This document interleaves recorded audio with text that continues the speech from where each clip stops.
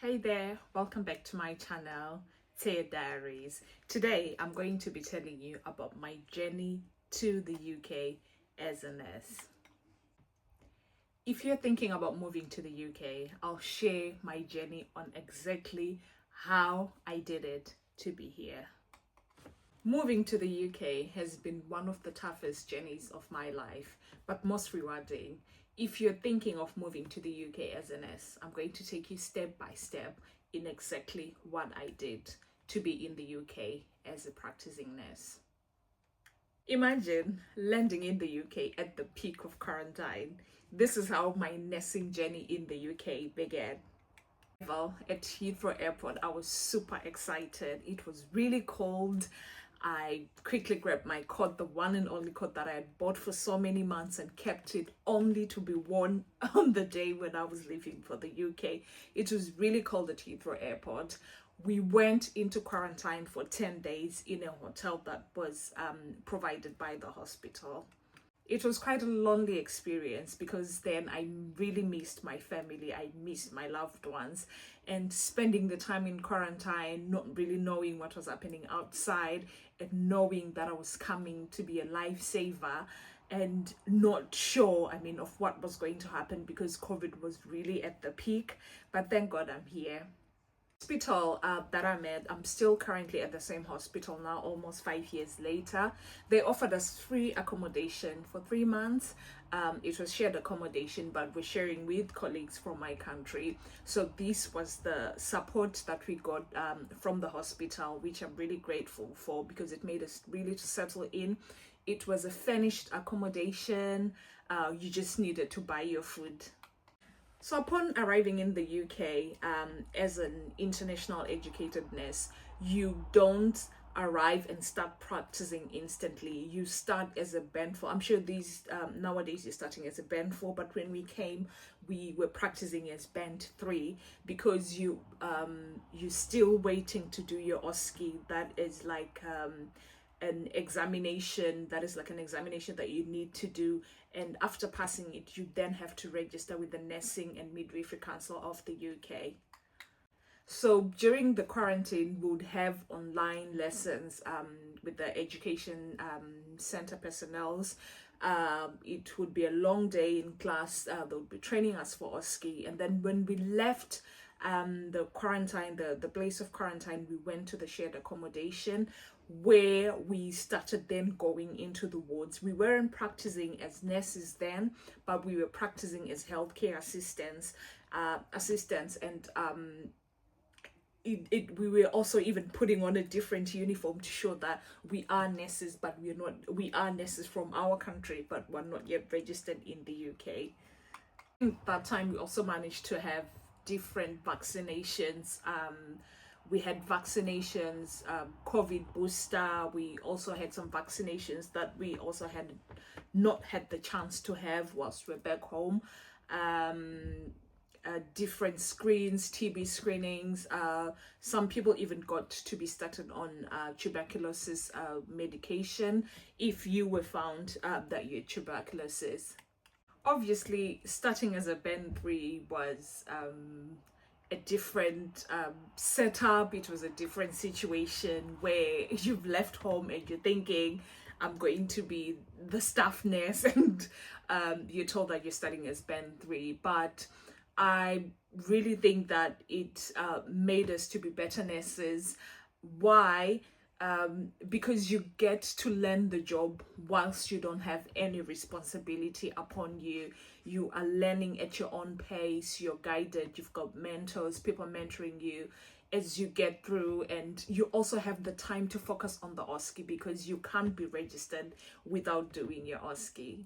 I believe that nursing is universal, but obviously what differs are the policies. So what really was different was the policies in the UK, the documentation, the reporting. It was just a lot. And imagine you are in a different country, in a faraway country, miles and miles away from home. You are trying to adjust, first of all, to the weather. You are trying to adjust to the policy. You're just trying to adjust to so many things. You've got an examination that should be done within 2 months. It was just a lot, to be fair. Set up as at the hospital was, all the nurses, the international educated nurses that were coming in, were supposed to clear their OSCE within 2 months. So after clearing OSCE, you were then meant to leave the hospital accommodation and find your own accommodation. Life then began. You know, felt like a child who's been weaned off their milk. So after passing OSCE, you feel this relief. You're like, okay, at least I'm a step forward. I've done something, and let me see what life has to bring for me. Let's get to see what the UK is actually bringing for me. So finding accommodation outside the hospital accommodation, it was quite an experience as well, because you need to find agents to look for accommodation for you. And the city where I am in, it's a coastal city, quite expensive. And now you're thinking, oh my goodness, the amount of rentals that I'm supposed to be paying. Whilst before we came here, we're imagining that I'll be having my own flat, I'll be having my own space. But that's the moment when you realize that I cannot even afford to have my own apartment. I still need to have shared accommodation.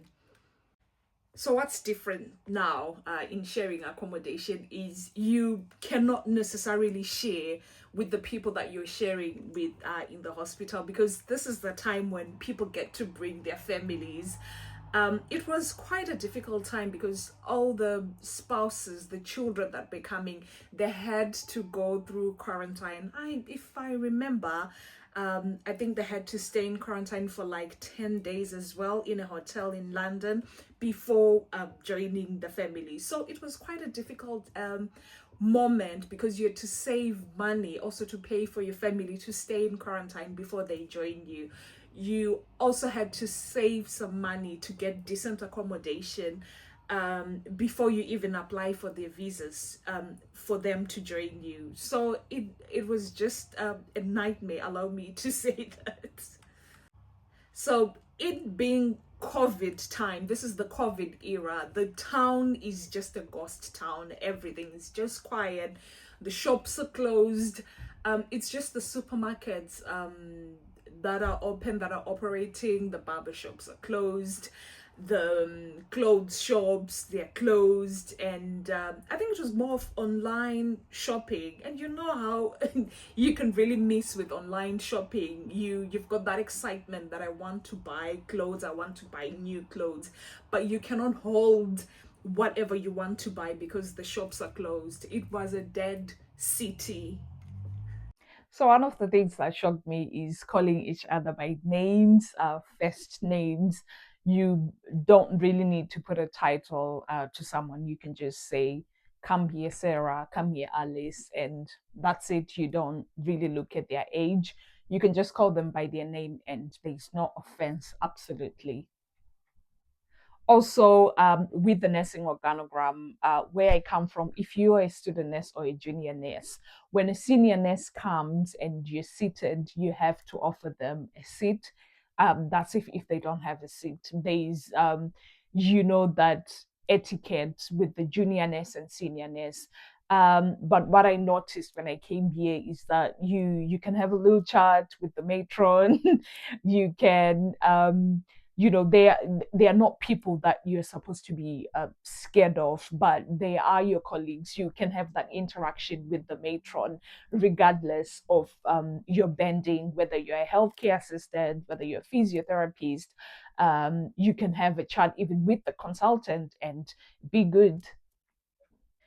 I believe that coming to the UK has shaped me as an individual. I believe it's also shaped me career wise, career growth, personal development, and just the person that I've just become. I'm grateful for the opportunity that God gave me to come to the UK and practice as a nurse.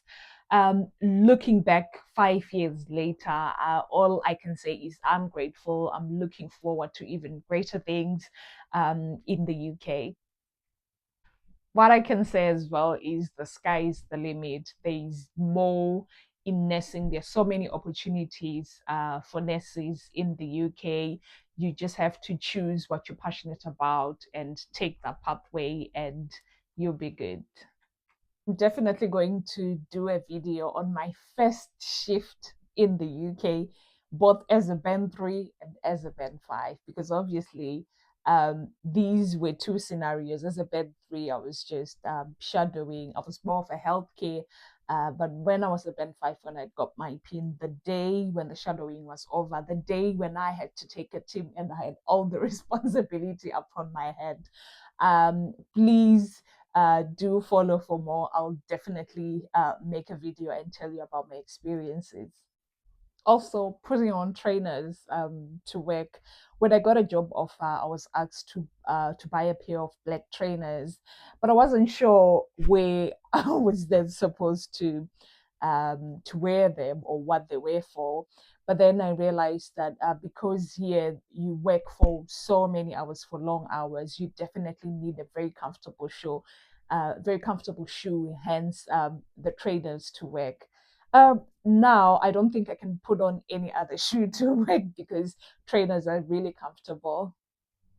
Please do like, share, subscribe, and press the notification button on this channel for more videos. Have a lovely time. Bye bye.